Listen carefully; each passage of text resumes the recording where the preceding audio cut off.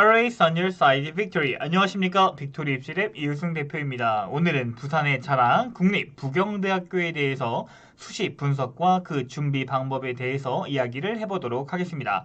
이 방송을 보시고 2023학년도 올해 입시를 준비하는 학생분들께 많은 도움이 되었으면 좋겠습니다. 미래를 움직이는 인재, 그 인재의 가치를 아는 국립부경대학교 지금 바로 시작하도록 하겠습니다. 그럼 구독, 좋아요, 그리고 출발해보도록 하겠습니다. 시작에 앞서 학생부 종합전형의 절대적인 비결은 없으며 대학 합격에 준비를 돕고자 방송을 찍습니다. 주관적인 의견과 평가가 있다는 점을 말씀드립니다. 우선 2022학년도와 2023학년도의 달라진 점에 대해서 이야기를 해보도록 하겠습니다. 인원의 변화가 가장 두드러진 점이라는 것을 알 수 있었습니다. 또한 기존 수시와 정시를 7대3으로 가지고 가던 부경대는 올해 수시 80%와 정시 20%로 변경하게 되었습니다. 그로 인한 인원수의 변화로 교과 전형이 가장 두드러지게 높아졌습니다. 대학교들은 전형의 변화와 수능 최저의 기준을 줄 때 영향력을 받거나 끼치는 대학과 유기적인 관련이 있습니다. 2023학년도 부산대학교가 교과를 줄이고 종합을 늘린 경우가 있어 2023학년도 부경대의 경우는 반대로 부산대학교에서 내려오는 교과 학생을 잡기 위해 이러한 방법을 쓰지 않았나라고 조심스럽게 추측해 봅니다. 학생부 교과 전형 속 교과 성적 우수 인재의 경우 인원수가 1129명에서 1411명으로 282명이 증가하였습니다.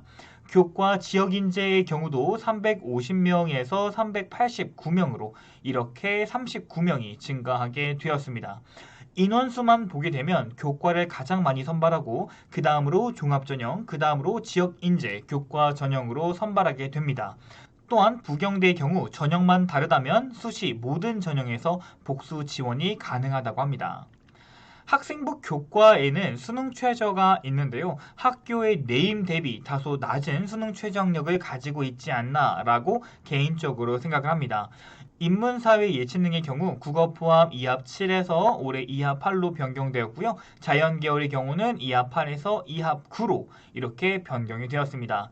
다만 한국사 영역은 반드시 필수라고 되어 있고 자연계열의 경우는 확통을 보면 1등급 하향 적용된다고 하니 이 점을 확인해 주시기 바랍니다. 미적기하가 어려운 학생들의 경우 자연계지만 확통을 선택할 수 있으니 선택의 폭이 좀 더 넓어질 수 있다고 생각을 합니다. 그럼 어떻게 전형별로 평가를 하는지 한번 알아보도록 하겠습니다. 교과 성적 우수 인재 전형과 지역 혁신 인재 전형은 평가 방법과 수능 최저가 동일합니다. 또한 동점자 선발 기준도 이렇게 동일한데요. 학생부 교과 성적 900점 플러스 출석 성적 100점으로 총점 100점을 가지고 있고 수능 최저의 경우는 앞서 말씀드린 것처럼 인문사회 예체능은 국어 포함 2합 8, 자연계는 수학 포함 2합 9, 확통을 선택했다면 1등급 하향이라고 되어 있습니다. 즉 20계열 진학을 희망하는데 내가 확률과 통계를 선택해서 수능 최저를 맞췄다면 3등급을 받았으면 4등급으로 치겠다 이 이야기입니다. 동점자 선발 기준도 1순위는 영어 성적이 우수한 학생을 선발한다고 하니 우리 학생들께서 영어 성적이 다른 성적보다 조금 더 유리하면 지원함이 더 좋겠습니다. 그럼 2022학년도 입시 결과를 보면서 함께 이야기를 나눠보도록 하겠습니다.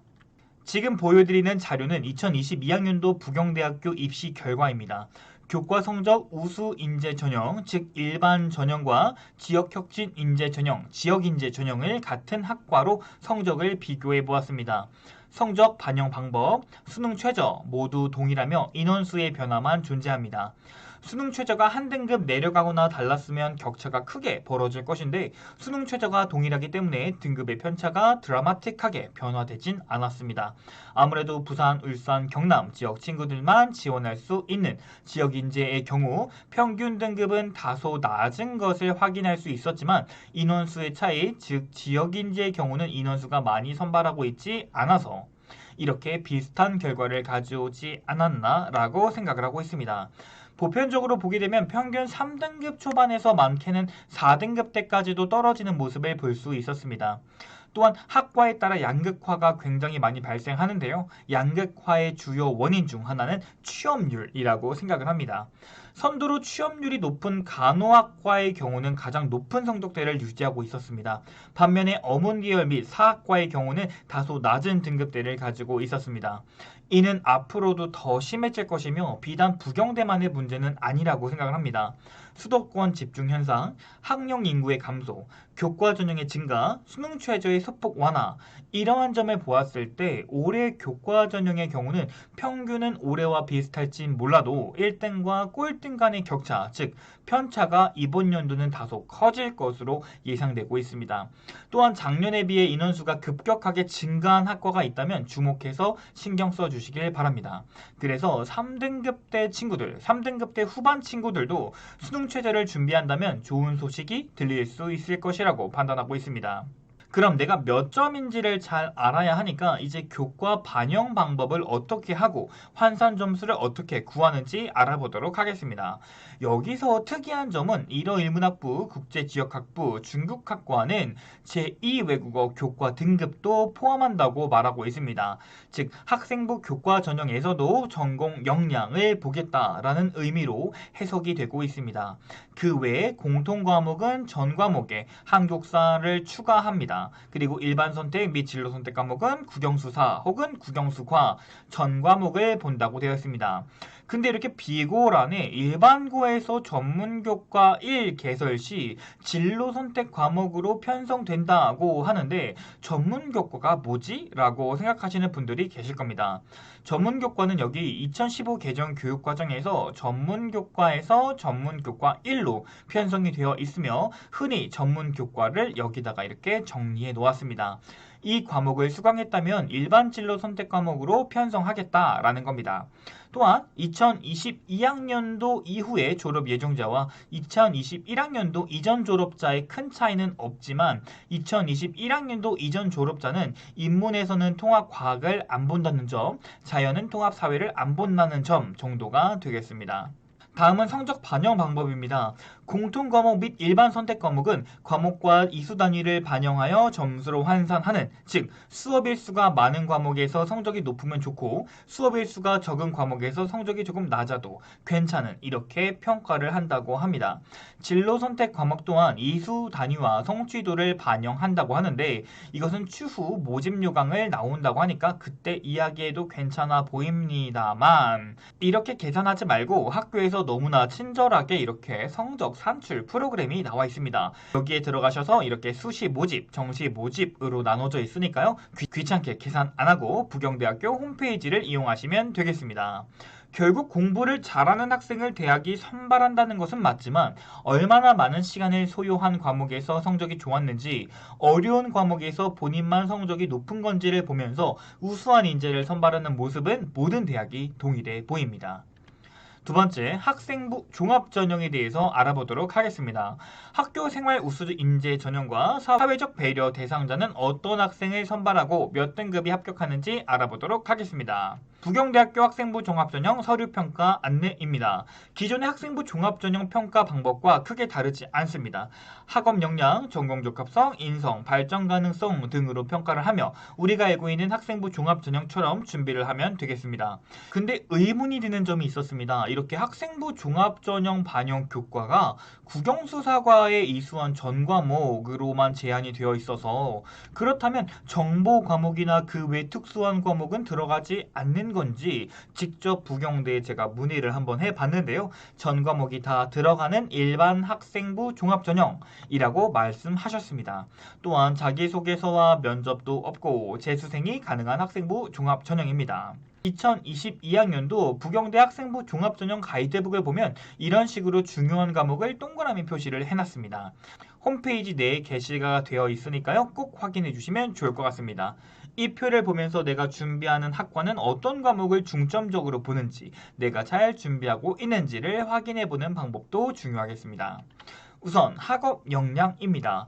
학업 역량은 40%로 가장 높은 평가 항목입니다. 반영 교과, 이수 단위, 교과 등급의 추이도, 그리고 앞장에서 말씀드린 관련 학과 성취도를 매우 중요하게 본다고 합니다. 그리고 세부 능력 및 특기 사항과 교과 학습 발달을 평가한다고 합니다. 그럼 부경대가 말하는 교과 학습 발달은 무엇일까요? 학습 목표 성취를 위해 본인이 스스로 학습하고 변화한 성장 정도라고 합니다. 특히 모집 단위에 관련된 교과 수업에 대한 관심과 적극성을 본다고 합니다. 수강자 수, 교과 성적 분포도 등등 학업 역량을 정성적으로 평가한다고 합니다. 즉 등급만으로 평가하지 않겠어 라는 말이 되겠죠. 두 번째는 전공 적합성입니다. 우리가 전공 적합성이 집중해야 하는 이유는 무엇일까요? 라고 한다면 바로 성적보다는 편차가 큰 것이 전공 적합성이기 때문입니다. 성적은 지원할 수 있는 기초 기준이며 결국 전공 적합성에서 점수가 나눠진다라고 판단을 하는데요. 사실 올 2등급 친구가 부경대 일반 학과에 지원하진 않을 겁니다. 그렇다면 나와 비슷한 2등급, 3등급, 4등급 학생들이 지원을 할 텐데 그럼 거기서 내가 왜 뽑혀야 할까를 잘 생각해 보시고 준비를 하셔야 합니다.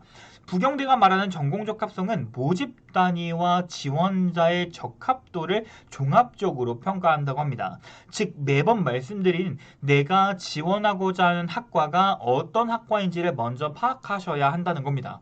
그리고 나서 그 진로와 전공에 얼마나 깊은 고민을 해보았는가, 즉 창의적으로 생각을 가지고 진로에 대해서 얼마만큼의 지식이 있는지를 생기부에 뽐내셔야 합니다. 그 모집 단위에 관련한 학과에서 필수적인 과목은 얼마나 공부를 해봤고 성적을 올리기 위해서 얼마의 노력을 했는지 생기부에 나온다면 더 뽑힐 확률이 높을 것입니다. 마지막으로는 동아리에 1학년 때는 관심만 가졌다면 2학년 때는 활동을 했을 것이고 3학년 때는 활동의 보충을 통해 점차적인 완성 모드로 남겨주셔야 할 것입니다. 이게 부경대가 말하는 전공 적합성일 것입니다. 그 외에 인성과 발전 가능성은 이렇게 10%씩 평가를 하고 있습니다. 사실 인성평가를 하기가 사실 쉽지 않기 때문에 이렇게 적은 비율로 두지 않았나라고 생각을 하고 있습니다. 타인을 돕는 모습, 공동체의 목표를 위해 긍정적인 영향을 끼치는 모습, 구성원으로서 타인과 협력하고 공감하는 모습, 이런 모습들은 부경대뿐만 아니라 모든 대학이 원할 것입니다. 발전 가능성도 10%로 평가하고 있습니다. 가장 중요한 것은 이렇게 잠재 역량을 종합적으로 평가한다고 하는데 제가 여기서 더 말씀드리고 싶은 게 있다면 전공 학업 역량이라고 한다면 경영학과는 수학과 영어, 물리학과는 물리를 잘하는 것이겠지요.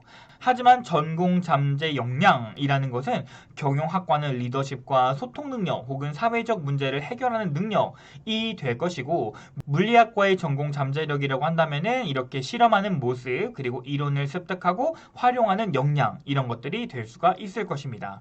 제가 말씀드리고 싶은 것은 전공에 관련한 과목이 아니라면 전공에 무조건 맞추려고 노력하지 말고 대신 전공 역량을 드러내자라고 말씀을 드리고 싶습니다. 2019년부터 2021년까지 학생부 종합전형의 성적 평균 추이를 보면 3등급 대 기준으로 위아래로 이렇게 등급대 학생들이 선발된다는 점을 알 수가 있었습니다.